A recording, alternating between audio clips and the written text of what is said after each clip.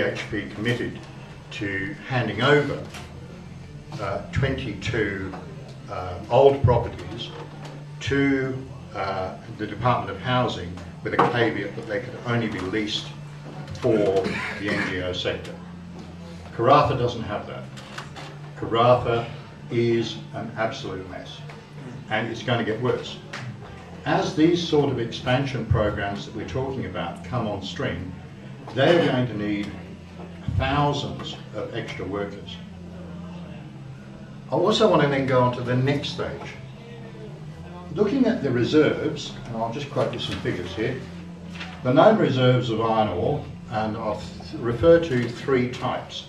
There's measured and indicated, 8,500 million tonnes, reserves of 5,600 million tonnes, and an inferred, which is your guess, of a further 15,600 million tonnes.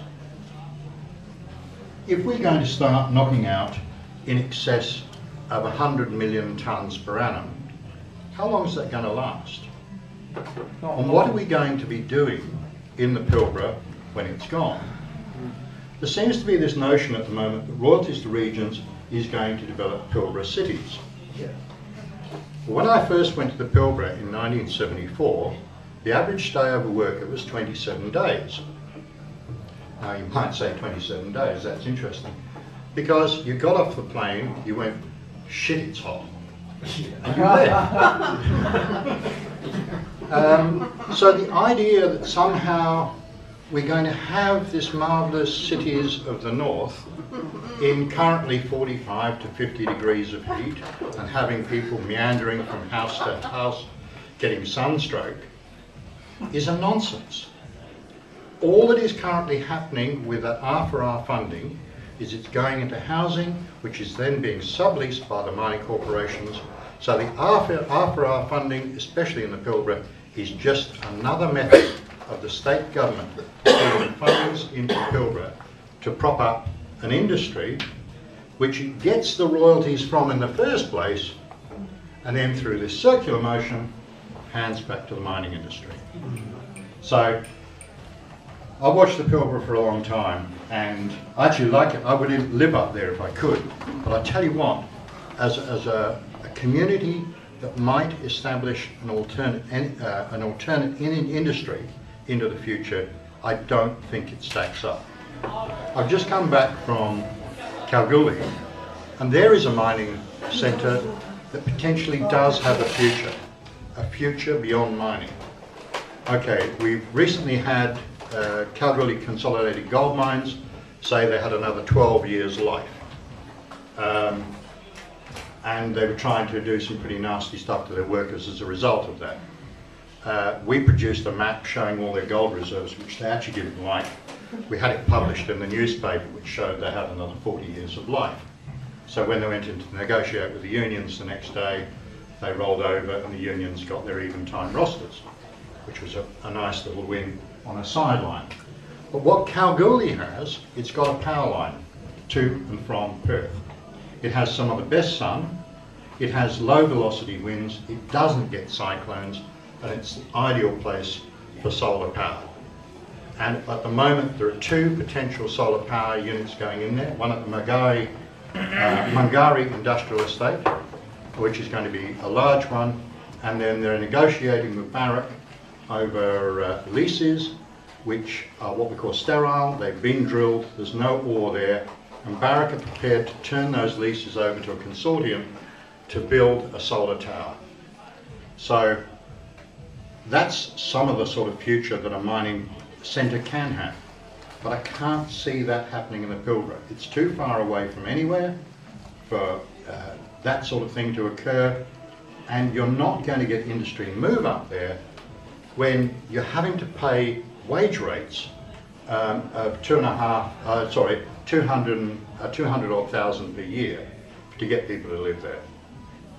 It's just not going to work. So I have a real concern that the Pilbara will not go on beyond the mining industry, and I have a real concern that the money that we're pouring in there at the moment, which was originally royalties money, is actually just a way of subsidising the mining industry. I think that's about all I want to have to say.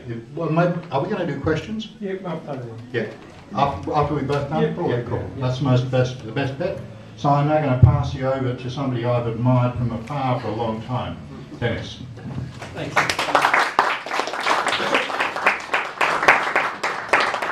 Thanks, Robin, and thanks for coming along to the and thank you to Vinny and others for helping to organise it. The Australia Institute doesn't make it to Perth very often, but it's nice to be here. Look, I just want to give you a brief overview, I suppose, of some research that we've done recently, the findings of which are all relatively heretical, and we're actually saying, can you believe it, that most Australians don't work in the mining industry, most Australians don't benefit directly from the mining industry, and many Australians are actually worse off as a result of the boom.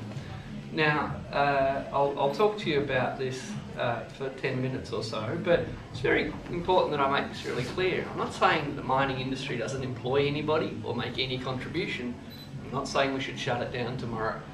But we are, as a society, in the middle of an unprecedented expansion in the size of this industry. The consequences for our communities, for our environment, are enormous. And it's my concern that our policymakers, let alone the public at large, have a very skewed picture of this industry and the contribution that it can make. But again, choosing my words very carefully here, I'm not saying it doesn't make any contribution. The question is, are we getting it into perspective? Now, Robin's talked about the, how many million tonnes did you say of iron ore? In total left? No, per year? Per year, they're currently, well, they're going for, the two majors will be producing 18 million tonnes per annum. 80 million tonnes per annum. Okay, with coal, I know more about. Coal, we are, at the moment, Australia extracts about 400 million tonnes of coal every year. Now, that's a big number, but who cares? Let me help you picture 400 million tonnes of coal. Picture a pile of coal about 1 metre high, about as tall as this table, and picture a pile 1 metre high and 20 kilometres wide by 20 kilometres long. That's about 400 million tonnes. Probably doesn't sound that big. Now picture a pile of coal 1 metre high, 1 kilometre wide, 400 kilometres long. Or a pile of coal 1 metre high, 10 metres wide. So picture a road 1 metre high, 40,000 kilometres long. That's 1 year's coal output in Australia. Okay, every year we make a road 1 metre high that would go around the world in coal. That's today. We are planning to double, possibly treble our coal output. Right, if the developments that are on the books in Queensland and to a lesser extent WA and lesser extent New South Wales, if all the plans that are on the books go ahead, we're talking about 800 million tonnes a year, possibly 1 billion tonnes a year of coal. Now, to do that will require a massive expansion, and there's a lot of construction activity going on. And in fact, that's where most of the jobs are. Very few people are employed in mining. In Australia, whereas there are lots employed in construction and a bit in manufacturing at the moment, in Australia today, there are about 210,000 people employed directly in mining. 210,000. Now for those 210,000, that's a very important thing. And by the way, that includes people working at a quarry in Canberra, mining quartz. Okay, that's the broadest definition of mining you could get, and it's about 210,000 people. Now, that's a lot of people, 200,000 people, that fill this room a few times over, but in Australia there's around 21 million people. The mining industry employs 1.9% of the workforce. Put another way, 98.1% of people don't work in the mining industry.